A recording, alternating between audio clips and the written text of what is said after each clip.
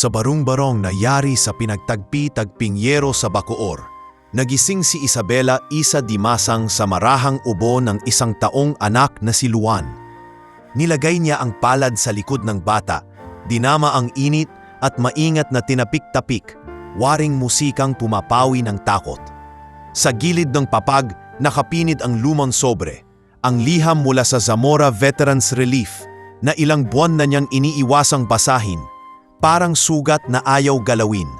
Isa anak kape, tawag ni Aling Paz Tiongco, ang kapitbahay na tila inana, habang nilalagyan ng tubig ang lumang kettle.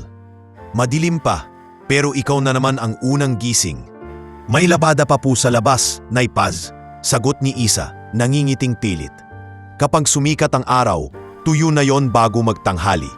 Sa dingding, nakadikit ang litrato ni Captain Adrian Zamora, nakangiti sa uniforme, hindi malamlam. Bago ang crush na nagpahinto sa lahat ng pangarap. Malinaw ang inukit niya sa singsing. Huwag kang bibitaw. Kapag gabi, yun ang paulit-ulit na dasal ni Isa. Huwag bibitaw sa anak, sa bukas, sa kung anumang natitirang lakas. Dumating si Kapitan Nestor ladlad ng umaga ring iyon. Kumakapa sa bulsa ang mga papel. Isabela, napadaan ako. May nakausap akong dati mong bayaw. Sabi nila, ang ina ni Adrian, si Doña Pacifica Zamora, nasa silang. Doon raw inaabono ang usaping benepisyo kapag may naulila. Nagtagpo ang tingin ni Isa at ng kapitan. Kap, paano ako makakarating? Wala na akong pamasahe. Puro utang pa sa tinderang si Minda. Umubo si Kap Nestor. Sa amarahang inilapag ang kapirasong papel na may ruta ng bus. Hindi kita mapapangakuan ng sagot pero pwede mong subukan. Huwag mong lunukin ang hiya, Isa. Hindi limos ang hihingin mo, karapatan nyo ni Luan. Kinagabihan, binuksan ni Isa ang sobre sa unang pagkakataon. Mahal na gumbidis ang Zamora. Nabasa niya, nanginginig ang kamao habang sumusunod ang mata sa mga salitang educational aid at medical assistance. Parang nilunod siya ng hangin. Galak na may halo pa ring takot. Adrian, bulong niya sa dilim. Huwag mo kaming pababayaan. Kinabukasan, pinaliguan niya si Luan sa batyang plastik. Anak, pupunta tayo kay Lola Pacifica. Aniya, pilit ang ngiti. Hahanapin natin ang dapat sayo. Tumawa si Luan, walang kamalay-malay sa bigat ng mundo. Bago magtakip silim, ibinenta ni Isa ang natitirang alagang plansa sa suking mag-aayos ng batal. Kaunting barya lang ang katapat, ngunit sapat para sa isang biyahe. Sa lumang karton, maingat niyang isinulat, Isabela Dimasang Zamora, asawa ni Adrian. Ipinasok niya sa bag ang kasal at birth certificate, pati maliit na lampin at 2 bote ng gatas. Isa, ani Aling Paz, sumasabay ang tinig sa pagaspas ng kurtinang sira. Bag kinabahan ka, tumigil ka lang sandali. Walang masama sa pag-iyak. Pero pagkatapos, tumayo ka ulit. Salamat, Nay Paz. Hinalikan ni Isang noo ng bata at isinuksok sa bulsa ang singsing. Hindi ako magnanakaw ng awa. Kukuhanin ko ang dapat sa anak ko. Nang kumilala ang langit, sa unang bughaw ng madaling araw, isinara ni Isa ang pintong kawayan. Kinuha niya ang bag, niyakap si Luan at huminga ng malalim, mahaba, buo at may kasamang panata. Lumakad siya sa makipot na eskinita, kasabay ng tunog ng gising na tricycle at tahol ng aso. Sa dulo ng kanto, naghihintay ang kalyeng kumukupkup o tumatanggi. Ngunit sa gabing iyon, wala na itong pakialam. Siya na ang pumiling lumaban. Umupo si Isa sa hulihang bahagi ng point-to-point bus, yakap si Luan at ang bag na may karton na pangalan. Bawat alog sa daan ay parang tinatanggalan siya ng hininga. Ngunit bawat buntong hininga ay binabalikan ng munting tawa ng anak. Anak, sandali na lang, bulong niya.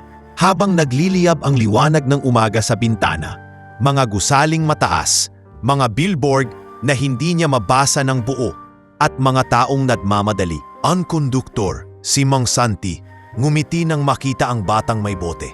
Ate, kung mahilo, sabihan niyo lang ha. Tumango si Isa. Salamat po. At nang tumigil ang bus sa kanto ng malawak na kalsada, bumaba siya.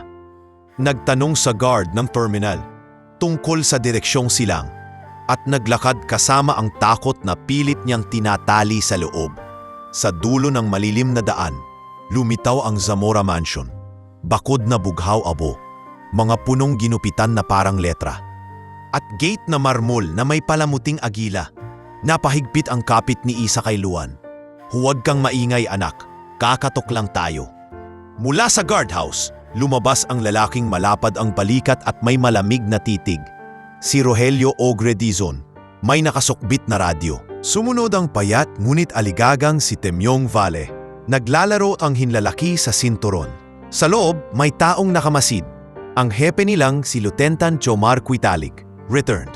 Tahimik nakasandal sa poste, parang hindi agad nagsasalita kung di kinakailangan. Ano ang kailangan? Brusko ni Rogelio. Itinapat ni Isa ang karton, saka maingat na inilabas ang brown envelope. Ako po si Isabela Dimasang Zamora, asawa ni Adrian. May dalang mga dokumento, kasal, birth cert, liham ng Veterans Relief. Kailangan ko sanang makausap si Doña Pacifica. Tinapik ni Temyong ang clipboard. No walk-ins. Policy yan ate. Nilingon siya ni Isa. Pinilit ang magalang na tinig. Naiintindihan ko po, pero wala na akong ibang malapitan. Bata po ang dala ko. Sumingit si Jomar, hindi galip, hindi rin maamo. Sino ang nagbigay ng impormasyon na dito ka dapat pumunta? Si Kapitan Nestor, sir. Sabi niya dito inaasikaso ang usaping benepisyo noong namatay si Adrian. Umugong ang radyo ni Rogelio. May boses na pamilyar sa tono ng utos. Ilang sandali, bumukas ang maliit na pinpo sa gilid ng gate. Lumabas ang estate manager na si Felisa Ocampo. Maayos ang parong blouse, mahigpit ang tingin sa papel ni Isa. Bago pa niya itong iabot. Kung tungkol sa benepisyo, sumulat ka na lang. May email at postal address sa website. Hindi tumatanggap ang bahay ng ganong konsultasyon. Ma'am, nakailang sulat na ako. Hindi po sumasagot, naiwan kami sa listahan. May sakit ang anak ko. Isang pirma lang po, baka gumalaw na ang papel. Pakiusap ni Isa, bahagyang nanginginig ang boses. Hindi rito ang tanggapan. Malamig ni Felisa, sabay saludo ng kamay kay Rogelio. Isang tahimik na senyas. I-escort palabas. Umusog si Rogelio, bahagyang sumasakop sa daan. Si Temyong, padalos-dalos, humakbang ng tila uutusan si Isa na umurong. Kumalma si Jomar. Walang pautos na bigla, ngunit nanatiling nakapamaywang. Bantay sa anumang gulo. Ma'am, standard procedure lang, sabi ni Rogelio. Bagaman matigas pa rin ang tinig. Humakbang si Isa paharap. Pinisil ang kamay ni Luan. Hindi ako nandito para manggulo. Asawa ako ni Adrian. Kahit 5 minuto lang po. Pakiusap. Nakaamba ang araw sa gilid ng gate. Nag-iinit ang hangin at sa pagitan ng marmol at alikabok, parang wala siyang lugar. Nilingon niya ang agilang bakal na nagliliwanag sa sikat at inalala ang sulat, ang salitang karapatan, na parang piraso ng langit sa ipit ng papel. Kung may dapat sumagot, kayo po iyon, mariin niyang sabi. Mahina ngunit buo sa puntong yon. Kumaway si Felisa sa guardhouse na tila tinatapos ang eksena at ang hangin sa labas ng gate ay lalong bumigat. Parang oras na pinipigilan ng sarili bago bumagsak. Umiikot sa guardhouse ang chismis na may mga nagkukunwaring kamag-anak ng pamilyang Zamora para makalusot sa loob. Si Temyong, habang nagkakape, nagbubukas ng group chat ng mga tanod sa kalapit barangay. May nanloob kagabi, nagpakilalang pamangkin. Nakalagay, kaya higpitan nyo ang walk-ins. Inilingkis niya ang pangamba sa pagigting ng boses at nang muling humarap kay Isa, tila nakaset na ang isip na posibleng manlilin lang. Ma'am, tama na, bawal nga, ulit ni Rogelio. Bahagyang saglit na tumitig sa karton ni Isa na may apelidong Zamora. Lahat ngayon gumagawa ng kwento. Kung kwento lang ang hawak ko, hindi ko dadalhin ang anak ko. Mariing tugon ni Isa. May mga papel ako, inyong pakinggan kahit sandali. Kumaluskos ang bote ni Luan. Humigop ito at napatingala sa sikat ng araw. Mula sa loob, narinig ang yabag ng mga kasambahay. Si Manang Ibyang na may dalang tray ng merienda at ang utility boy na si Kiko Nario, nakasombrerong kupas. Napatigil sila nang mapansing may babaeng may sanggol sa labas, hinarangan ng 2 gwardya. Kuya Rogelio, tawag ni Kiko. Mukhang may bata o, baka pwede. Trabaho namin to, Kiko. Sabat ni Felisa, nakararating lang. Singkit ang mata at guwantes ang pamay. Huwag kang makialam. May proseso. Hinarang niya rin si Manang Ibyang nang umaatras itong parang may balak mag-abot ng tubig. Ibyang, sa loob ka, umusad ang minuto at sa bawat segundo para bang may kumikislot na inis sa gilid ng gate. Si Temyong, padalos-dalos at nag-aalalang baka may tinatago sa bag o sa laylayan. Sumenyas ng inspeksyon. Standard check lang ma'am, pasilip ng bag. Ibinukas ni Isa ang bag. Lampin, bote, envelope. Yan lang, aniya. Nanginginig ang kamay ngunit matatag ang titig. Pahintulot lang ma'am, dugtong ni Temyong, sabay tingin sa paldang kupas ni Isa na may maluwag na tahi sa gilid. Baka may nakasingit dito. At bago pa makapagpigil si Rogelio o makapagbigay ng malinaw na utos si Jomar, inabot ni Temyong ang laylayan at hinila ng madiin parang nag-aangat ng kurtina. Tarat! Napunit ang tela. Parang nahati ang ingay ng umaga. Natigilan si Isa, napayakap kay Luan at kumawala ang sigaw na pilit niyang kinakahon. Huwag! Tumila po ng ilang sinulid at ang hangin sa tapat ng marmol na gate ay biglang lumamig. Si Manang Ibyang napabulas. Hoy! Sobra na yan! Si Kiko automatikong umabante.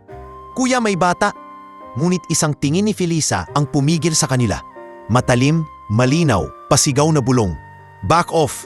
Hindi ako magnanakaw. Garalgal at mababang mariin ni Isa. Nanginginig ngunit nakatayo. Asawa ako ni Adrian. Hindi ko ikahihiya ang apelidong yan. Tumitig siya kay Rogelio tapos kay Temyong. Bakas sa mukha ang puot na may kasama ring awa sa sarili. Kung may dapat kayong bantayan, bantayan nyo ang pamamaraan nyo. Sumikdo ang panga ni Rogelio. Tila sa kalamang natauhan. Temyong, sobra yan. Si Jomar na natiling nakapako ang tingin. Tahimik ngunit lumalim ang guhit sa noo.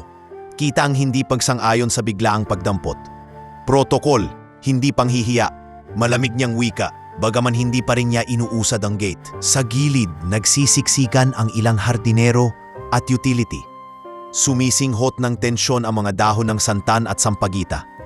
Si Isa, tangan si Luan, humakbang 1 pulgada pabalik, tinakpan ng palad ang napunit na bahagi. Hindi niya pinili ang luha, pero dumaloy. Kung may dignidad kayong ipinagtatanggol dito, sabi niya, paos at buo. Pakihintay niyo ang 5 minutong iyon na ipinagkakait niyo sa akin. Sa isa pang saglit ng katahimikan, tanging pagaspas ng bandilang nakasabit sa palasyo ng hardin ang umingay. Tila handang humusga sa sinumang unang tipigil sa paghingi ng tawad. Humigpit ang hawak ni Isa sa napunit na palda. Pilit tinatakpan ang hiwa ng tela. Sa paggalaw niya, tumulas ang laylayan at sumungaw sa itaas hita ang maliit na marka. Bituin na may inisyal na Kia Adzi 0721 at manipis na krus. Tila isinulat ng karayom at panata. Kumislot ang tingin ni Jomar. Biglang nagbago ang hininga. Para siyang tinulak pabalik sa lumang flight hangar. Sa gabing binilang nila ang mga hindi na babalik. Sandali. Mahina pero malinaw na utos ni Jomar. Umuusok sa pagitan ng katahimikan. Anong marka niyan? Hindi agad sumagot si Isa. Tinaktan sana muli. Ngunit bago niya magawa, lumapit si Jomar ng kalahating hakbang. Hindi nanguusig, kundi nakikilala. Gold Star Mark, bilong niya, halos sa sarili at saka tumingala kay Temyong. Alisin ang kamay mo. Ngayon, umatas si Temyong na parang napaso. Nanlaki ang mata ni Rogelio, lumunok at napahawak sa sinturon. Sir, Gold Star? Dito? Sumabat mula sa gilid si Kiko. Mahigpit ang kapit sa sombrero. Yun yung tanda ng mga naulila ng sundalo. Diba, kuya? Tumitig si Isa sa mga muka. Lumuha pero hindi sumuko. Inukit ko yan noong burol para maalala ko kung sino ang pinanghahawakan ko. Bahagyang yumanig ang boses niya, ngunit tumatag sa huli. Asawa ako ni Captain Adrian Zamora. Namilog ang bibig ni Felisa, natigilan kahit mahigpit ang postura. Zamora, Adrian? Tinapik niya ang listahan sa clipboard, naghanap ng hininga. May Adrian sa records. Ma'am, pasensya po. Pautal na sabi ni Temyong, parang nauupos. Hindi dapat ako. Hindi ko dapat hinila yung wala na tayong babawiin. Sa napunit, singit ni Isa. Hindi mabagsik, pero walang iwas. Ang mababawi nyo ay kung paano nyo ako tatratuhin mula ngayon. Nag-snap sa tono si Rogelio, tila nagising. Dahan-dahan siyang tumuwid, tapos yumuko. Hindi buo, pero malinaw na pag-amin. Ma'am, sorry, mali yung ginawa namin. Tumingin si Jomar kay Felisa. Malamig ang linya ng panga. Manager Ocampo, this is beyond no walk-ins. Kung maling tao ang pinapapasok, problema ko yon.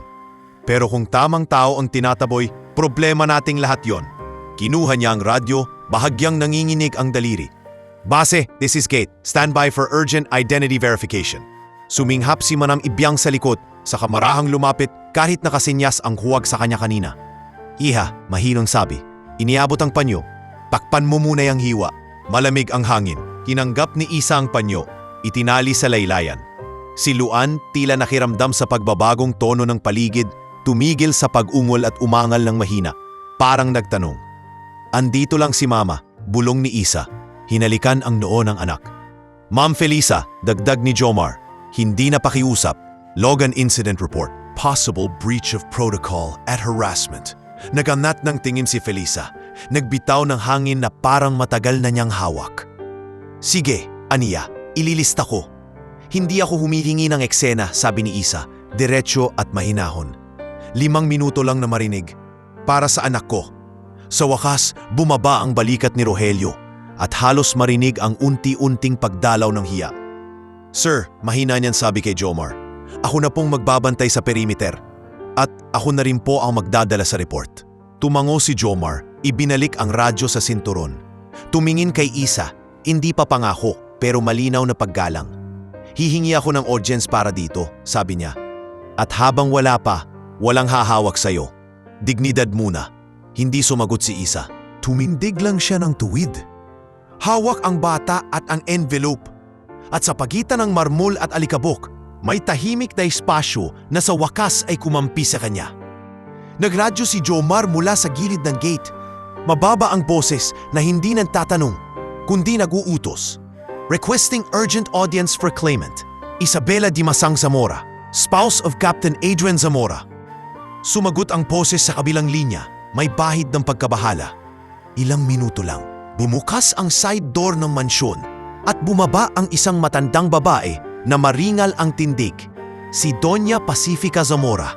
Kasabay ang 2 kasambahay na may payong at si Felisa na hawak ang clipboard. Anong nangyayari rito? Mahinahong talong ni Doña Pacifica pero ramdam ang bigat ng otoridad. Nang tumapat ang liwanag sa mukha ni Isa, napansin ng matriarka ang manipis na singsing sa daliri. May ukit na mga salitang pamilyar. Iyang singsing, lumapit siya. Hindi mapusok kundi dahan-dahan. Kailan yan ibinigay sa'yo? Nang kinasal po kami sa munisipyo, sagot ni Isa. Umiwas sa hiya, ngunit hindi umatras. Si Adrian mismo ang nag-ukit. Huwag kang bibitaw. Parang may kumalabog sa alaala ni Doña Pacifica. Ang anak niya na nakangiti sa apron. Nangingitim ang kuko sa langis ng makina. Batang mahilig sa lumang radyo. Adrian, bulong niya saka tumingin kay Jomar. Dalhin sa receiving room. Hindi dapat sa kalsada ang usapang ito. Sa loob, inalalayan ni Manang Ibyang sina Isa at Luan sa upuang may kutson. Iniabot ang tsa. Nagdama ang mga mata ni na Isa at Doña Pacifica. Walang iyakan pero puno ng mga salitang pinili nilang huwag pagtalunan. Ikwento mo, wika ng matriarka. Pagkatapos pong mamatay si Adrian, lumipat ako ng tirahan, naipit sa utang na wala sa listahan ng pangalan ko. Ilang sulat, walang sagot. May liham akong hawak mula sa Veterans Relief. May tulong para sa anak pero hindi gumagalaw. Pinisil ni Isa ang balikat ni Luan. Kaya po ako nandito. Hindi ako namimilit ng yaman. Karapatan lang po ng anak namin. Bumukas ang pinto at pumasok si Bianca Zamora Lesaca. Nakapyulang bestida, malamig ang tingin. Tita, maraming impostor ngayon. Kailangan ng masusing beripikasyon. Ayokong mapasukan ng bahay.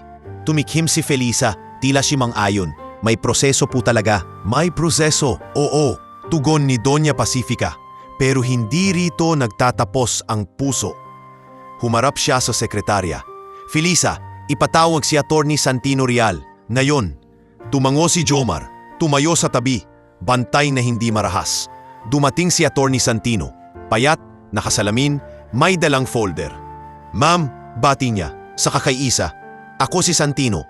Hihingin ko ang PSA marriage certificate, birth certificate ni Luan, at service record ni Captain. Kukuha rin tayo ng kopya mula sa unit. Tahimik na inabot ni Isa ang envelope. Sumingit si Bianca at DNA test, hindi dahil nanunulot ako ng gulo, kundi para sa estate at legal clarity. Sang-ayon, Ani Santino. Para kay Luan, malinaw ang papel at proteksyon. Tumingin siya kay Isa. Ito ay para hindi na maulit ang pagkaipit nyo sa sistema. Sa gilid, nagbitaw ng mahabang hininga si Doña Pacifica. Habang inaayos ang papel, mananatili kayo sa kasita.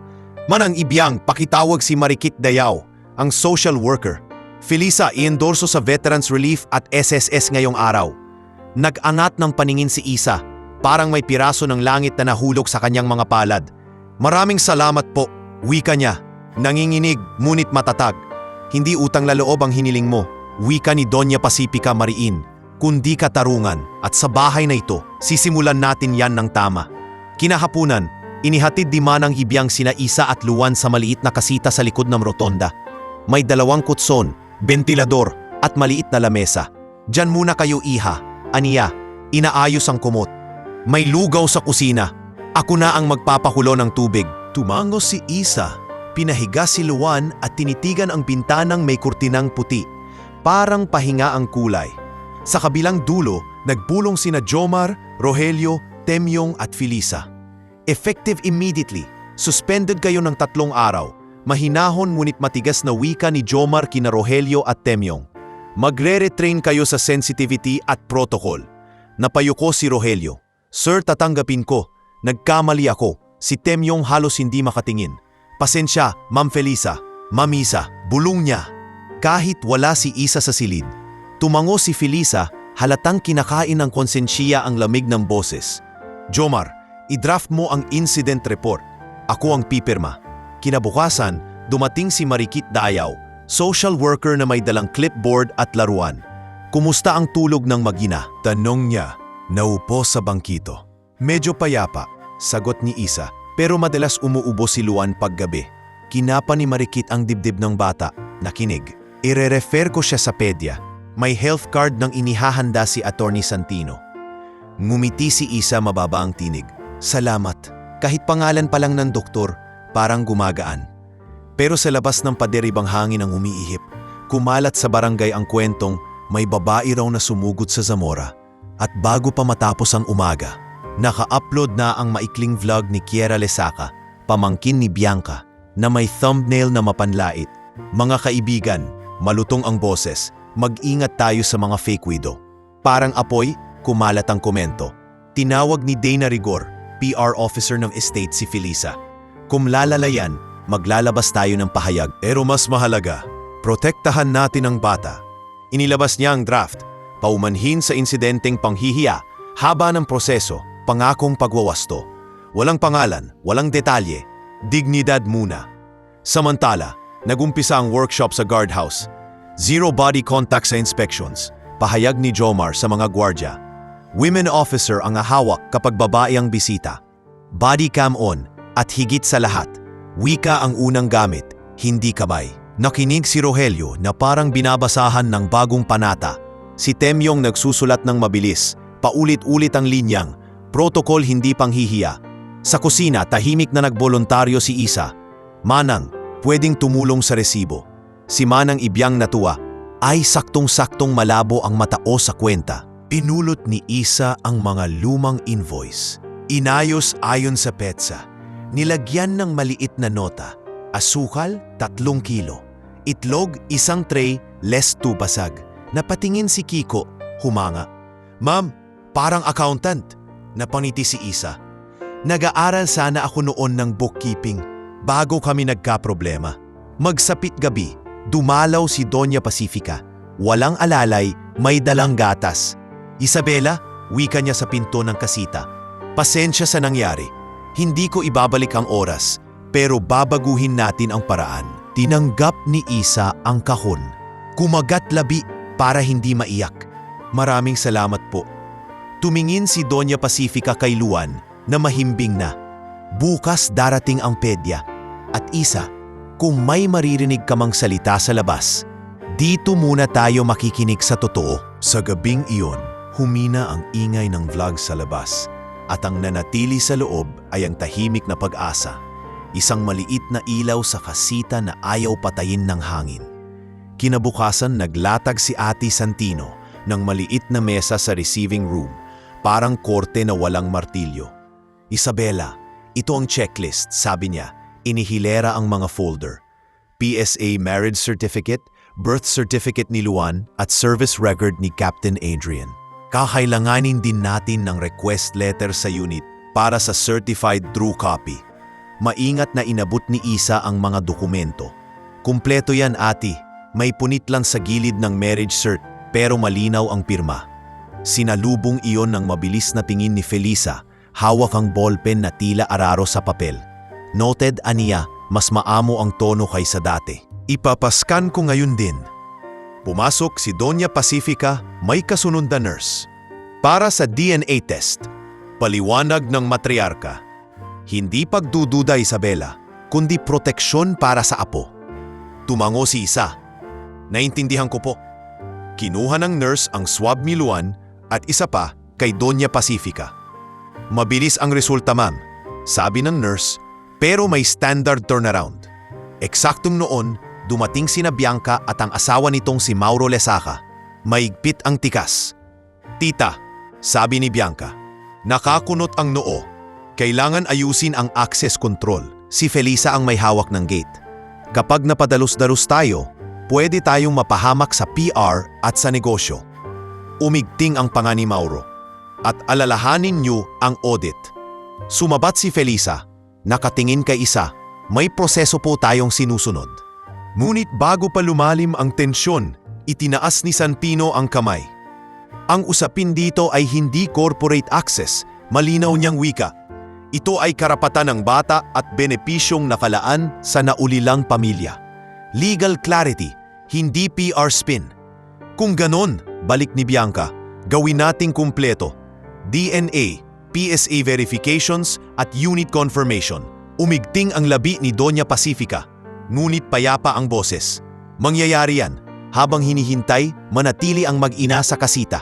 Wala nang diskusyon. Nang maipadala ang mga scan at request, bumaba si Isa sa pantry kung saan abala si Kiko sa pagtatahi ng sirang apron. Kiko, pwede ba akong tumulong sa resibo? Tanong ni Isa. Hawak ang lumang kahon ng invoice. Ay ma'am, salamat. Nalilito ako sa petsa. Sagot ni Kiko, mumiting nahihiya. Inayos ni Isa ang resibo ayon sa buwan, nilagyan ng maliit na tala kung alin ang kulang sa pirma. Ganito, paliwanag niya, para madaling matrack ang budget. Napadungaw si Manang Ibiang mula sa pinto, napapangiti. Aba, may sariling accounting si Isa? Nilingon niya si Kiko. Pag ito ang naghawak ng pantry log, titino ang gastos natin. Napahagikhik si Kiko. Oo nga, Manang. Hindi na mawawala ang itlog na less 2 basag. Pagbalik sa receiving room, sinalubong si Isa ni Santino. Na-forward ko na sa Veterans Relief at SSS. At Isabela, tumigil siya, tapat ang tingin. Kung may tatawag sa'yo at mag-aalok ng pabilisin kapalit ng bayad, itigil mo agad. Dito ka dadaan sa amin. Ako ang sasagot. Salamat, attorney. Nakakatakot po ang sistema kung mag-isa. Tugon ni Isa. Hindi ka na mag-isa. Sabad ni Doña Pacifica, dahan-dahan ang mga salita na parang tinatahi ang napunit sa araw ng gate. Bantayan natin ang proseso, pero higit sa lahat, ang bata. Sa hapon ding iyon, tahimik na umupo si Isa sa tabi ng natutulog na si Luan. Amoy kape at papel ang hangin. Sa labas, umiindayog ang mga dahon ng mangga, parang metronomong nagsasabing, maghintay ka, gumagalaw na. Kinabukasan, kumatok sina Rogelio at Temyong sa kasita, parehong nakaputing polo at may hawak na sobre. Binuksan ni Isa ang pinto. Hawak ang kapirasong tela na itinali sa napunit na palda. Ma'am Isabela, maingat na bungad ni Rogelio, dumating kami para humingi ng tawad, hindi lang salita. Nasa loob ang kalahating buwan na sahod ko, ilalaan para sa gamot ni Luan. Kumurap si Temyong, batasang hiya. Sa akin din po, ma'am. Mali ang ginawa ko. Hindi ko dapat hinila yung palda nyo. Kung tatanggapin nyo, pambili ng gatas at lampin. Tinitigan sila ni Isa. May galit pang nakakulong sa lalamunan. Pero may pagod ding humihingi ng pahinga. Hindi ko kayang burahin ang hiya sa isang araw. Wika niya, mahinahon. Pero kaya kong simulan ng paghilom kung titindig kayong tama sa susunod. Inabot niya ang mga sobre. Ito ang unang tuntong, hindi katapusan. Sa guardhouse, sinimulan ni Jomar ang workshop. Ang trabaho natin ay seguridad, hindi pagyurak. Aniya Mariin, zero contact sa katawan. Body cam on bago lumapit. Kapag babayang bisita, women officer ang hahawak. At kung may alinlangan, wika at respeto ang unahin. Tahimik na sumulat si Rogelio habang si Temyong ay paulit-ulit na dinadakdakan ng sarili. Protocol, hindi panghihiya. Bandang hapon, lumabas ang staff memo na pinirmahan ni Doña Pacifica. Isang malinaw na paghingi ng paumanhin sa insidenteng naganap at pangakong aayusin ang proseso. Si Dana Rigor mula PR ang naghanda ng draft kung sakaling sumabog ang vlog ni Kiera. No names, no spectacle. Paliwanag ni Dana kay Felisa. Accountability, not drama. Tumango si Felisa. Bakas sa muka ang lambot na hindi niya inaamin. Ipapaskil ko sa bulletin at ipapaliwanag ko sa briefing. Naglakad si Isa papuntang kusina upang maghatid ng inayos na resibo.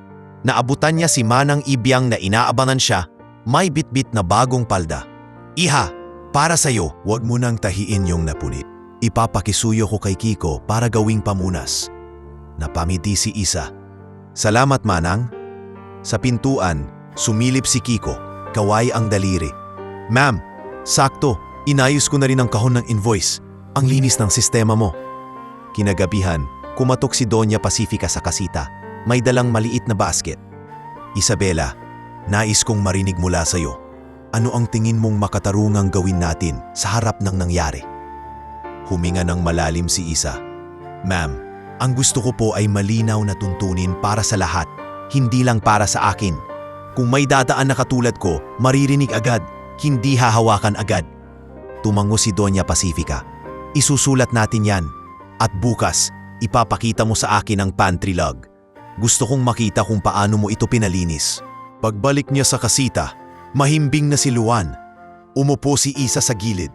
Pinakinggan ng mahinang ugong ng bentilador at parang narinig ang sarili niyang tibok na unti-unting umaayon sa bagong kumpas ng bahay. Sa labas, naglalakad sina Rogelio at Temyong sa perimeter. Nakasindi ang body cam, hindi para manakot, kundi para paalalahanan ang sarili. May mata ang dignidad na dapat nilang bantayan. Sa gabing iyon, ang salitang patawad ay hindi pa wagas, pero malinaw na. Nagsisimula na ang paggalang. Dumating ang nurse bago magtanghali, bit-bit ang selyadong sobre. Ma'am Pacifica, Ate Santino, magalang niyan sabi, nandito na po ang DNA result. Umupo si Isa, hawak ang kamay ni Luan na nakapwesto sa kandungan. Marahang binuksan ni Doña Pacifica ang sobre at kahit sanay sa mabibigat na papeles, nanikip ang dibdib niya sa sandaling iyon. Isabela, sabi niya, malinaw at hindi nanginginig. Kumpirmado, apo ko si Luan. Parang bumitaw ang bigat sa hangin. Napahugot si Isa ng hininga, napapikit at saka tumawa ng may luha. Salamat, Diyos ko. Tumango si Santino, kanang kamay nasa ibabaw ng folder. Ngayong malinaw na, ipapasok ko na ang educational trust at health coverage. May draft akong instrumento para pirmahan ninyo, ma'am. Gawin mo, tugon ni Doña Pacifica, para kay Luan, hindi bukas, kundi ngayon. Tinapik niya ang balikat ni Isa. At para sa pedya may naka-standby sa klinik. Patingnan natin ang ubo. Sa klinika ng compound, tinapik ng pediatric pulmonologist ang likod ni Luan at nakinig sa dibdib. Allergic cough na may bahagyang hika, paliwanag niya. Magagamot at mamomonitor. Bibigyan ko kayo ng inhaler plan at follow-up. Kumindat si Kiko sa pinto, dala ang maliit na laruan na inukit sa kahoy. Bossing Luan, eroplano o truck? Kinuha ni Luan ang eroplano, kumapit sa ina. Pagsapit ng hapon, nagbalik sila sa receiving room. Inilatag ni Santino ang mga dokumento. Trust para sa pag-aaral, health card at regular na allowance. Isabela, aniya, ang allowance na ito ay obligasyon ng estate sa inyo, hindi limos. Nakasulat ang kondisyon. Para sa pangangailangan ni Luan, at para sa inyong pamumuhay habang inaayos ang iba pang benepisyo. Umiling si Isa, nakangiting mapakla. Salamat. Hindi ko ito titingnan na parang utang. Para ito sa anak ko. Pumasok si Marikit, may daladalang pamphlet. Isa, baka gusto mong ipagpatuloy ang plano mong bookkeeping. May NCIII scholarship sa test the partner namin. Evening class, 2 buwan, may child minding na pwede nating iset. Napahawak si Isa sa papel, tila hindi makapaniwala sa linaw ng mga letra. Naon pangarap ko lang to, wika niya. Kung papalarin, gusto kong maging totoong trabaho ang pag-aayos ng resibo. Walang kung sa pangarap na may plano. Sabi ni Doña Pacifica, impit ang ngiti. I-enroll mo siya, Marikit. Ako ang sasalo sa gastusin na hindi sakop ng scholarship. Sa kusina, sinalubong ni Manang Ibyang si Isa ng mainit na sopas para magaan ang dibdib. Sabi niya, at yang heroplano ni Kiko, wag mong hayaang mawala. Swerte yan. Opo, Manang, tugon ni Isa at kapwa sila natawa nang marinig ang hiyaw ni Kiko sa labas. Inventory updated na, Ma'am Isa. Wala nang less to basag. Gabi na nang makabalik siya sa kasita. Inayos niya ang mga papeles sa ilalim ng unan, hindi sa takot na maagaw, kundi para maramdaman niya ang tibok ng pag-asa sa mismong ulo niya. Pinasilip niya ang inhaler, sinilip ang tulog ni Luan, at maingat na isinara ang ilaw. Sa unang pagkakataon mula nang mamatay si Adrian, lumubog si Isa sa himbing na walang pangamba, parang bangkang sa wakas ay may sariling pantalan. Sa labas, umihip ang hangin sa dahon ng mangga, huni ng gabing nagsasabing, gumagalaw na ang bukas. Umagang may amoy kape at bagong dilig ang hardin. Naghatid si Kiko Naryo ng maliit na kahon sa kasita. Ma'am Isa, tawa niya, mahiyain. Yung eroplano ni Luan, may upuan na. Inukit ko kagabi. Napasilip si Luan mula sa balikat ng ina. Kumindat at saka hinawakan ng laruan. Salamat Kiko, ani Isa. Kapag may biyahe kang barangay, isama mo ang resibo. Tuturuan kitang itala ng maayos. Tumango si Kiko. Gusto ko yan, ma'am. Para pag sinabi kong piso lang ang turnilyo, may patunay. Sa kusina, nakasalampak si Manang Ibyang sa bangkito. Hawak ang lumang ledger. Isa, anak, turuan mo ako rito. Puro numero, hindi ko makita. Umupo si Isa, maingat na gumuhit ng malinaw na mga kolum. Petsa, item, dami, presyo, pirma. Ganito, Manang. Kung ilang kilo ng asukal ang binili mo, ilalagay mo rito. Tapos tatatakan mo ng tatanggap. Tilang batang napangisi si Ibyang. Ay, salamat! Hindi na ako asa sa tansya ni Caldero. Sumilip si Kiko sa pinto. Manang, approve na po ang no less to basag policy. Tawanan sila, dumulas ang kaba sa pagitan. Hapon, dumating ang sasakyan ni Kapitan Nestor. Isabela, tawag niya mula sa gate. Hawak ang folder. Naayos ko na ang barangay certification mo at clearance sa mga dating utang. Nakipag-usap na rin ako kay Minda sa tindahan. Huwag ka nang mag-alala. May schedule ng hulog. Huminga ng maluwag si Isa. Kap, maraming salamat. Tinapik ni Kap Nestor ang gilid ng folder. At may memo ako sa barangay page. Bawal manlait, lalo na kung hindi alam ang totoo. Kumaway si Kiko mula sa garahe. Kap, kape po. Isang tasa, iho. Pero bawas asukal, may tumitingin na accountant dito. Biro niya, turo kay Isa. Kinahaponan, tinawag ni Dana Rigor si Isa sa maliit na opisina. May draft akong statement, sabi ni Dana, inabot ang papel. Kung sakaling lumala ang vlog ni Kiera, ito ang ilalabas. Humihingi tayo ng paumanhin sa insidente at may reforma na sa SOP. Walang pangalan, walang chismis. Dignidad ang bida. Tumango si Isa. Ayokong gumanti sa social media, Dana. Wala kaming oras sa gera ng salita. Mas kailangan ko ang pahinga ng anak ko. Napangiti si Dana. Eksakto, kaya naghanda lang ako ng payong, hindi ng sibat. Bandang gabi, dumating si Aling Paz. May dalang bayong. Pinatawag ako ni Manang. Anya, inilapag ang kumot at paboritong tuwalya ni Luan. Ako na ang magbabantay kapag may klase ka, Isa. Niyakap ni Isa ang matanda. Naipas, kaya o. Kaya mo, pero hindi mo kailangang mag-isa. Putol ni Aling Paz. Marahang hinaplos ang ulo ni Luan. Tayong tatlo na ngayon. Sa briefing room, umikot si Jomar sa hanay ng gwardya. Reminder, Body cam on, wika muna bago kilos. Umangat ang kamay ni Rogelio. Sir, pwede bang ako ang magturo sa bagong batch sa loob? Ang buhay ay hindi na eksena ng gate, kundi mga taong umiikot. Driver na umaalalay, kusinerang natutong magkwenta, kapitan na nagtatanggol, PR na marunong umiwas sa sigalot, at inang kapitbahay na nagbabantay. Anak, bulong ni Isa, hinahaplos ang buhok ni Luan. Marami na tayong kasama sa pagbangon. Sa labas pumatak ang ambon.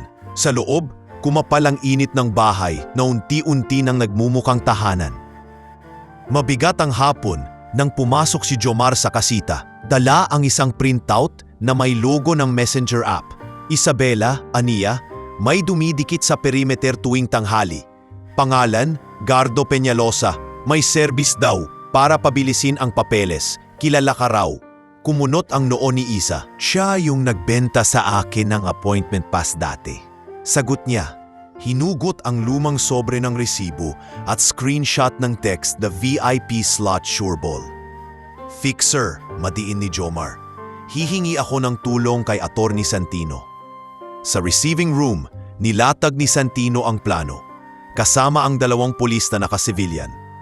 Entrapment. Isabela, kung kakayanin mong makipagkita muli, kunwari, bibili ka ng serbisyo. Huwag kang mag-isa, nasa paligid kami. Bahagyang namutla si Isa, ngunit tumango. Kung ito ang paraan para hindi na may ibang mabiktima, sasama ako. Sumapit ang araw ng tipanan sa karinderya sa kanto. Umupo si Isa sa dulo, hawak ang lumang envelope. Dumating si Gardo, nakasombrerong itim, nakaalalay ang dila sa matatamis na pangako. Ma'am, sayang ang oras nyo. Sakin, 3 araw, ayos na ang benepisyo. Kaunting pasilitasyon lang, bulong niya. Tumingin sa gate ng mansyon na parang may kasabot sa loob. May kilala ako sa HRC, naputol ang dila niya nang sumenya si Jomar mula sa labas at kumurap ang pulis sa tabi ng tindang chicharon. Gardo Peñalosa. Mariing tinig ni Santino nang lumapit. Inaaresto ka sa kasong estafa at paglabag sa anti-fixing ordinance. Napatras si Gardo, ngunit napigilan ng 2 pulis. Ma'am, pipa kausap na kita noon? Singhalya kay Isa. Desperado. Nagustuhan mo nga serbisyo ko. Umiting ang panga ni Isa. Nangidnap ka ng pag-asa. Hindi yon serbisyo. Sa presinto, isa-isang lumitaw ang reklamo. Isang balo na si Serena Maturan. Isang single mom na si Dulce Padero at isang OFW returnee na si Lilet Sioson. Pawang may resibo at chat logs. Ipinasa ni Isa ang sarili niyang ebidensya. Punit na appointment pass, resibo at screenshot ng boses na nanguhutot. Kaya kong ulitin sa korte, wika niya, bahagyang nanginginig, para matapos na. Kinagabihan, nagtipon sa maliit na bulwagan sina Doña Pacifica, Marikit, at Dana. Hindi pwedeng maapos sa kulungan lang ang laban, sabi ng matriarka. Magbubukas tayo ng legal clinic tuwing Sabado para sa biktima ng fixers. Hotline, form at libreng konsultasyon. Kumilos si Dana, mabilis ang bulpen. Ako sa comms, poster, FB page ng barangay at FAQ. Walang pagkakakilanlan ng kliyente. Si Marikit umahma. Ako sa intake at psychosocial. May manananlalamig tuwing naiisip ang presinto. Kailangan natin silang yakapin ang boseso. Kinabukasan, humarap si Felisa sa conference room, namumutla ang tigas. Ma'am, sabi niya kay Doña Pacifica, humihingi ako ng paumanhin sa kulturang pinalala ko. Policy na balang puso. Magvo-voluntary leave ako ng 1 buwan para sa HR compliance at grievance handling. Babaguhin ko ang mesa na dati kong binabangga. Tumango si Doña Pacifica. Mas mahalaga ang pagbabagong totoo kaysa sa paghinging malinis. Si Jomar sa gilid, naglista, incident learnings, bagong grievance desk, at blacklisting ng mga fixer sa perimeter. Pag-uwi ni Isa sa kasita, sinalubong siya ni Luan na kumakampay ang larong eroplano. Inuhat niya ang anak at tumingin sa mangga sa labas. Tapos na ang pangungutya ng papel, bulong niya, at nagsisimula ang hustisya. Sa di kalayuan, umuga ang bandila. Hindi na parang humusga, kundi parang pumapalakpak sa isang bahay na natutong magsabi ng tama. Bumagsak ang unang kulog bago mag-5 Makapal ang ulap at parang sinasandok ang langit sa dami ng buhos. Bodycam on, paalala ni Jomar sa radyo habang sinusuri ang CCTV. Umuulan ng bubog ang ingay ng patak sa bubong ng guardhouse nang biglang sumigaw si Kiko mula sa garahe. "Sir, may kotse sa labas ng gate, tumirik! Sa labas halos tuhod ang baha. Sa loob ng sedan ay isang buntis na babae, namumutla, may kasamang yaya." Pinilit buksan ni Rogelio ang maliit na pinto ng gate at sumuong sa agos. "Ma'am, huwag kayong kifilos bigla," sigaw niya sa ulan. "Rogelio, tether!" utos ni Jomar. Dumapa si Temyong sa sahig ng guardhouse, hinila ang bright orange toe strap mula sa storage. "Kuya Ro, ikakabit ko sa poste." "Sige, lock mo 2 ulit." Bulyaw ni Rogelio, sinasalubong ang malamig na abos. Dumating si Isa at Kiko, basang-basa, may dalang makapal na kumot at thermos. "Mainit na tubig," hingal ni Isa. "At kumot para hindi ginawin." "Good," sabi ni Jomar, mabilis ngunit kalmado. "Kiko, bantayan mo ang yaya. Isa, ikaw sa kumot paglabas." Binigkis ni Rogelio ang strap sa chassis ng kotse. Sabay hila ni Temyong mula sa loob ng gate gamit ang hand winch. "Kapit lang ma'am," sigaw ni Temyong, nangingitim sa putik ang daliri. Dahan-dahang gumapang ang sedan palapit hanggang maramdaman ang tuyo sa ilalim ng gulong. Umiling ang buntis, napapikit, napahawak sa tiyan. "Masakit na," bulong nito, nanginginig. Pagkabukas ng pinto, agad na ipinalot ni Isa ang kumot sa babae, samantalang si Kiko nagbukas ng thermos. "Konting higop lang, ma'am," sabi ni Kiko sa yaya, iniabot ang tasa. "Huwag masyadong mainit." "Ambulansya, en route," ulat ni Jomar sa radyo. "Felisa, ready ang klinik." "Ma'am, ako si Rogelio," marahang sabi ng gwardya, tinutukod ang braso ng buntis. "Mabagal tayo, sabay hinga." "Ako si Lira," hingal ng babae, 7 buwan. "Kaya natin to," sabat ni Isa, may boses na lambing. "Dito ka muna sa bench, makikinig tayo sa ulan." Kumawala ang iyak ng sanggol. Nakasama ng yaya, hindi dahil sa sakit, kundi sa takot. "Hey, little captain!" biro ni Kiko. Inilapit ang kahoy na eroplano. "May runway tayo rito." Kumalma ang bata, sinundan ng tingin ng laruan. Pumasok si Doña Pacifica, hawak ang payong, basang laylayan ngunit matatag. "Anong status?" "Stable," tugon ni Jomar. "Nailabas sa kotse, ambulansya paparating." Tumingin si Doña Pacifica kina Rogelio at Temyong. Putik ang muka, nanginginig ang tuhod, pero nakatayo. "Good work," wika niya, saka tumingin kay Isa. "Salamat sa inisyatiba sa kumot at tubig. Minsan, yan ang tulay ng buhay." Sumipol ang sirena ng ambulansya. Maingat na inilipat si Lira sa stretcher. "Salamat," sabi ng babae kay Isa, halos hindi marinig sa pagitan ng ulan. "Kung wala ka, marami kami," putol ni Isa, nakangiti. "Yan ang mahalaga." Pagkaalis ng ambulansya, tumigil saglit ang ulan, parang napagod. Tumikhim si Jomar, tumingin sa mga gwardya. "Team, tandaan nyo, ang SOP ay puso rin. Protokol ang buto, malasakit ang laman." Tumango si Rogelio, tumingin kay Temyong. "Oo sir, hindi lang bantay, buhay ang binabantayan." Sa lilim ng gate na dati pader, ramdam nilang unti-unti itong nagiging pintuan. Kung lahat tayo naghihintay sa bigay, hindi aabot ang bukas, wika ni Isa sa maliit na mesa ng pantry. Hawak ang isang lumang notebook. "Pero kung magsasama tayo, pwedeng umikot ang puhunan." Nakatitig sa kanya sina Marikit Dayaw at Manang Ibyang. Sa gilid, nangingimi ang 3 inang inimbita ni Marikit. Si Serena Maturan, balonang sundalo, si Dulce Padero, single mom, at si Lilet Sioson, kakauwi lang mula sa abroad. "Anong pangalan?" tanong ni Manang Ibyang, nangingintab ang mata. "Bayani at bahay cooperative," sagot ni Isa.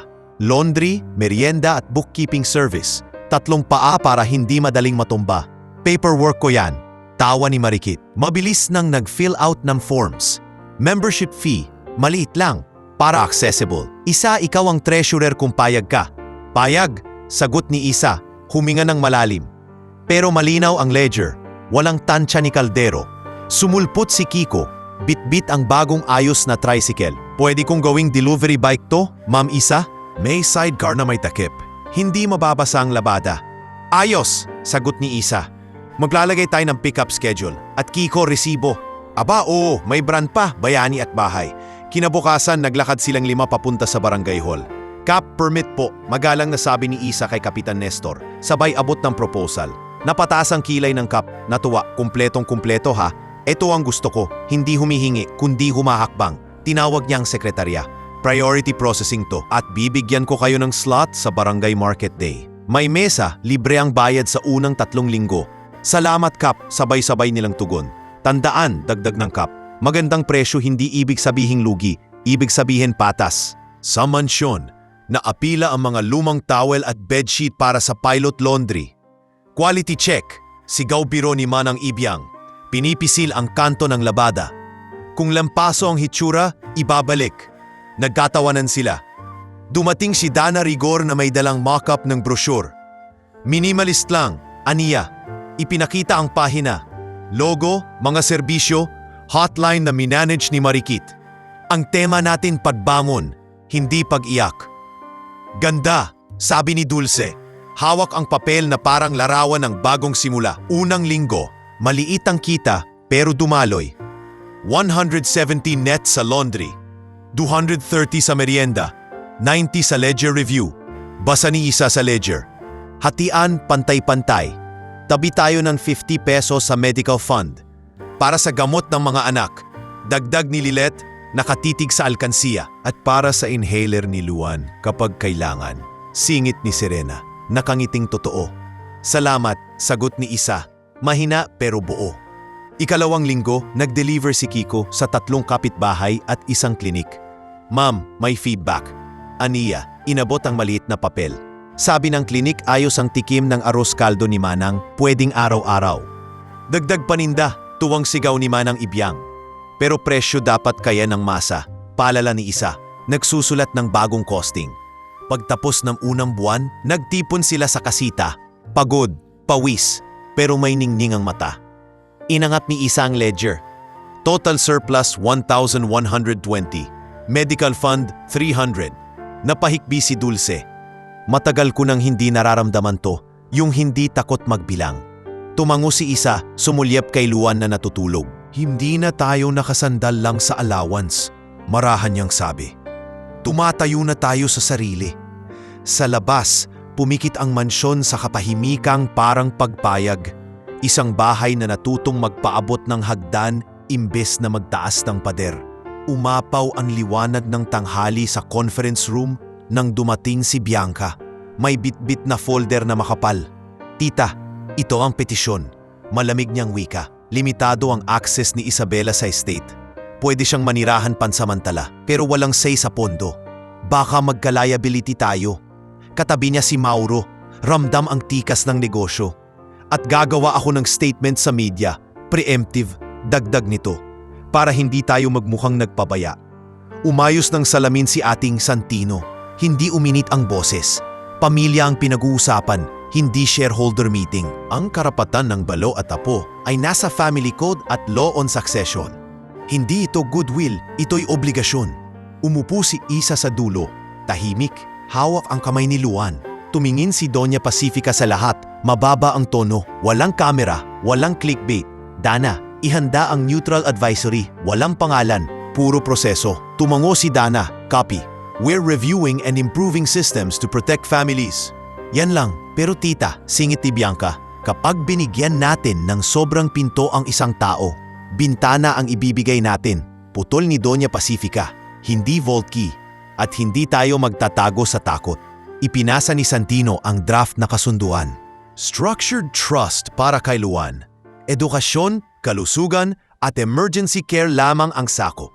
Trustee board, Doña Pacifica, ako at isang independent CPA.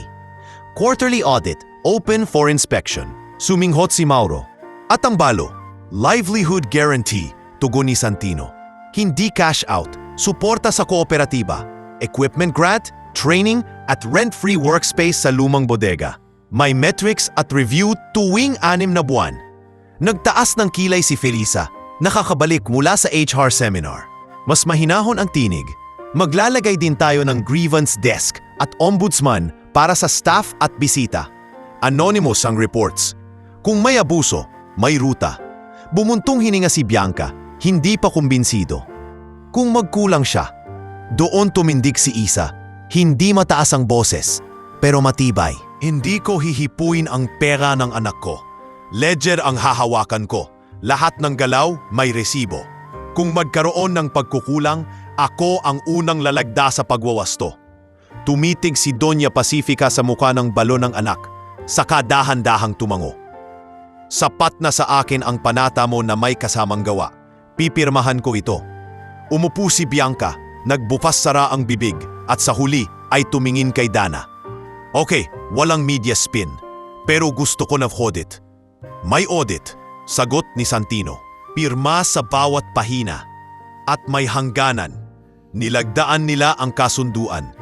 Trust para kay Luan, livelihood guarantee para kay Isa, grievance desk at ombudsman, at PR protocol na dignidad muna.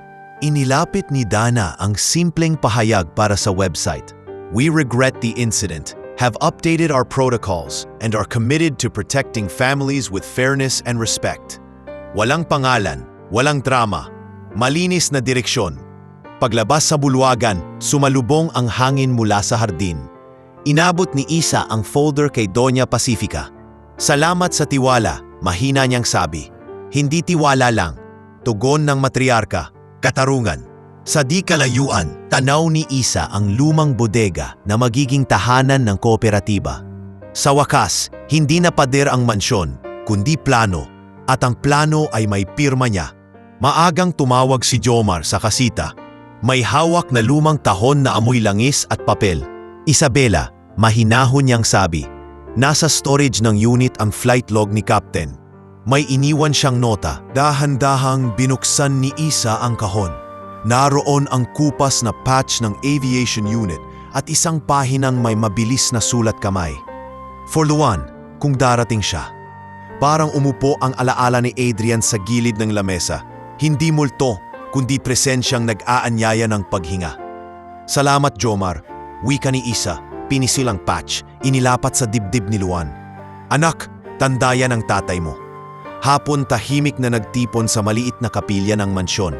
Walang magarang bulaklak, simpleng kandila, bangkong kahoy, at lumang himig ng organ na tumutugtog si Manang Ibyang. Umupo sa unahan si Doña Pacifica, hawak ang rosaryo, tinitigan ang krus na parang noon ng anak. Pumasok sina Kiko at Marikit, sumunod sina Rogelio at Tenyong, nakaputing polo. Tila bagong pahina ang suot, tumabi si Dana sa hulihan. Tahimik na bantay ng katahimikan. Babasahin ko ang pangalan. Mahinang anunsiyo ng pari. Adrian Zamora. Sumabay ang huni ng hangin sa bukas na bintana, parang sahong alikabok na inusog ng liwanag. Yumuko si Doña Pacifica at sa unang pagkakataon sa harap ng marami, hindi niya itinago ang luha. Anak, bulong niya, narito ang pamilya mo. Pagkatapos ng misa, nagtipon sila sa bakuran ng kapilya. Donya, sabi ni Jomar, ito po ang log na hawak ni Captain bago ang huling biyahe. Natigilan ng matriarka, dahan-dahang hinaplos ang pahina. Handwriting niya, ngitinuha niya, laging pasuray ang R. Pwede ko bang ikwento ang kasal namin? Tanong ni Isa. Halos paalam. Tumango si Doña Pacifica. Sige iha, huminga si Isa. Sa munisipyo lang. Pansit bula sa kapitbahay. Payong para sa ulan. At lumang barong na minana ni Adrian. Wala siyang regalo. Natawa siya ng kaunti. Kaya yung singsing ko, siyang nag-ukit. Huwag kang bibitaw. Hindi ko alam noon kung gaano kabigat ang salitang yon. Ngayon alam mo, sagot ng matriarka, mumiting pagod. At hindi mo binitiwan. Kumandong si Luan sa lola, yakap ang patch. Lola, bulong ng bata, airplane. Kinuha ni Kiko ang kahoy na eroplano at pinaikot sa hangin. Final approach. Biro niya. Tumawa si Luan, malutong, walang kalawang. Napatingin si Isa kay Doña Pacifica. Ang tawa ng apo ang tunog ng pumutol sa nakasabit na bigat. Dahan-dahang niyakap ng lola ang bata, parang pinipigil at pinapakawalan sa isang galaw. Ang gaan, sabi ni Donya, Ang gaan ng tunog ng apo. Sa gilid, lumapit si Rogelio. Ma'am, kung papayag kayo, ipapaframe ko yung patch at kopya ng nota. Ilalagay namin sa guardhouse. Paalala kung para kanino kami nagbabantay. Tumango si Isa. Para sa buhay, hindi sa pader. Pag-uwi sa kasita, nagbihis si Isa. Saglit niyang tiningnan ang punit na paldang tinahi ni Kiko. Sa mismong lugar kung saan sumungaw ang tattoo. Hinawi niya ang tela. Pinagmasdan ang maliit na bituin at krus. Dati itong hiya, ngayon panata. Adrian, bulong niya. Itinapat ang bangaw ng kandila sa marka. Hindi ko na ito itatago. Dito nagsimula ang hiya. Dito rin lalakad ang lakas. Sa pintuan, kumaluskos si Aling Paz, may dalang kumot para kay Luan. Anak, malamig. Tinakpan nila ang bata. Sa labas naman, unti-unting sumindi ang mga ilaw ng hardin. Sa pagitan ng liwanag at anino, may bagong hakbang ang gabi. Hindi pa tapos, pero malinaw na ang direksyon. Patungo sa bukas na hindi na nagtatago sa takot at sa pamilyang natutong pumili ng pag-ibig sa gitna ng utang na sakit. 2 taon ang lumipas at ang lumang bodega sa likod ng mansyon ay nagbagyo na. May maayos na estante, tahimik na humuhuling bentilador, at puting tabing na may nakapintang bayani at bahay cooperative. Nasa mesa si Isa, suot ang simpleng ID, treasurer. Team, month-end close tayo. Anunsyo niya, binubuksan ang laptop at ledger. Una, laundry revenue. Sunod, merienda. Huli, bookkeeping services. Ready? Ready. Sabay-sabay ni Serena, Dulce at Lilet. Habang inaayos ni Kiko ang delivery log, pumasok si Marikit, may dalang mga folder. Approved ang 2 bagong kliyente sa ledger review, isang clinic at isang sari-sari. Isa, ikaw ang lead reviewer. Ako sa compliance checklist. Tumango si Isa. Copy. At bukas, ibibigay ko ang syllabus para sa barangay budgeting class. Nagkatinginan sila, may ngiting pagod. Sa dingding nakapaskil ang maliit na diploma. Bookkeeping NCII, Isabela Dimasang Zamora. Congrats ulit, Ma'am Treasurer. Biro ni Kiko. Accountant na may puso. Hindi accountant, tawa ni Isa. Pero sapat para bantayan ang bawat sentimo. Sa guardhouse, nakaharap sa whiteboard si Rogelio, nakasuot ng training polo. Module 1, de-escalation. Sabi niya sa bagong batch ng gwardiya. 3 hakbang, kilalanin, kausapin, kausaping pa. Hindi tayo sumisigaw. Inuuna natin ang paliwanag. Itinaas ni Temyong ang kamay. Ngayon ay lead ng emergency response. At kung may sakuna, ako ang unang tatawag sa barangay at ambulansya. Quarterly drill, walang palya. Sumabay si Jomar, tahimik na tumango. Ang gate ay hindi pader, dagdag ni Rogelio. Ipoy pasukan ng respeto. Bumalik si Felisa mula sa kanyang leave, ilang buwan na ang nakalipas. Ngayon, mas balayad ang tindig. Sa ilalim ng hagdan, binuksan niya ang grievance desk. Isang kahong may lock, logbook, at QR code para sa anonymous reports. Mga kasambahay at bisita, wika niya sa briefing. Kung may abuso o kalituhan, may daanan kayo, walang gantihan. Lumapit si Isa matapos ang meeting. Salamat Ma'am Felisa, aniya. Maraming natutong humingi ng tulong, hindi ng pabor. Salamat din, Isa. Tugon ni Felisa di na matikas. Ikaw ang unang nagpamuha na ang proseso ay tao rin. Hapon dumating sina Dana at Kapitan Nestor dala ang tarpaulin. Adrian Zamora Scholarship para sa anak ng frontliners. Soft launch sa barangay covered court mamaya, sabi ni Dana. May form, may checklist, walang dramang pila sa araw ng tanggap. Ako ang MC, biro ni Cap Nestor. Pero bawas pa cute, seryoso itong tulong. Dumating si Doña Pacifica at tanga ng sobre. Seed fund. Wika niya. 1 dosenang iskolar ngayong taon. Next year doblehin natin kung maayos ang audit. Ako sa audit. Sagot ni Isa, nagpirma sa acknowledgement. Transparent ang pondo. Sa covered court, pumila ang mga magulang. May kasamang bata. Nagbigay ng maikling mensahe si Isa. Ang pangarap, pag nilagyan ng ledger, nabiging plano. Humalakhak si Kiko sa likod. Sermon na may resibo. Pero natahimik ang lahat nang pumanhik si Luan. Ngayon ay 3 taong gulang, hawak ang kahoy na eroplano. Mama, look! Sigaw niya. Pinaikot ang laruan sa hangin. Napangiti si Isa at Doña Pacifica sa unison, parang iisang pulso. Pagbalik sa bodega, isinara ni Isa ang ledger, ipinahid ang pawis sa noo. Team, surplus natin ngayong quarter ay ipapasok sa equipment fund, isang industrial washer at heat sealer. Yes ma'am, sabay ng lahat. Sa labas, humaplos ang hangin sa punong mangga. Sa loob, tumunog ang bagong printer ng kooperatiba. Resibo, kontrata, pangako, lahat malinaw, lahat may lagda. Sa wakas, ang buhay na minsang napunit sa gate ay naging tela ng komunidad na matibay ang tahi. Hapon ng Sabado, mabini ang sikat sa damuhan ng mansyon at ang bagong punla ng mangga ay may bakod na kawayan at maliit na plaka. Para kay Adrian, bantay sa ating pagbangon. Nasa gilid si Isa, pinapahira ng pawis ang noo habang inaayos ang listahan ng deliverables ng kooperatiba para sa linggo. Kiko, 2 basket ng pandesal sa kapilya bukas ha? Ani niya. Copy, Ma'am Treasurer. Sagot ni Kiko. Kinukumpuni ang headlight ng delivery trike. Si Luan, 4 na taong gulang na ngayon, nagtatakbong may hawak pa ring kahoy na eroplano. Sinusundan ng batang si Pia, anak ni Kiko, na may sipol na gawa sa yanto. Lumapit si Doña Pacifica, may dalang maliit na tabo ng tubig para sa punla. Isa, wika niya, ikaw ang magsaboy ngayon. Nakatitig si Isa sa lupa, saka dahan-dahang ibinuhos ang tubig. Para sa mga ugat na hindi nakikita, sabi niya mahina. Para tumibay. Tumawa si Doña, halos pabulong, at para sa sanga na hahawak sa mga bata. Sa beranda, nakamasid si Jomar. May hawak na ulat sa buwan na ito, 0 incident sa gate. May 3 papuri sa grievance desk para sa magalang na pagharap ni na Rogelio at Temyong sa bisita. Dumating sina Bianca at Mauro na walang engranding pasok.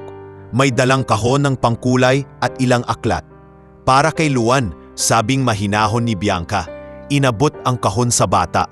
Salamat tita, tugon ni Luan. Nahihiyang ngumiti.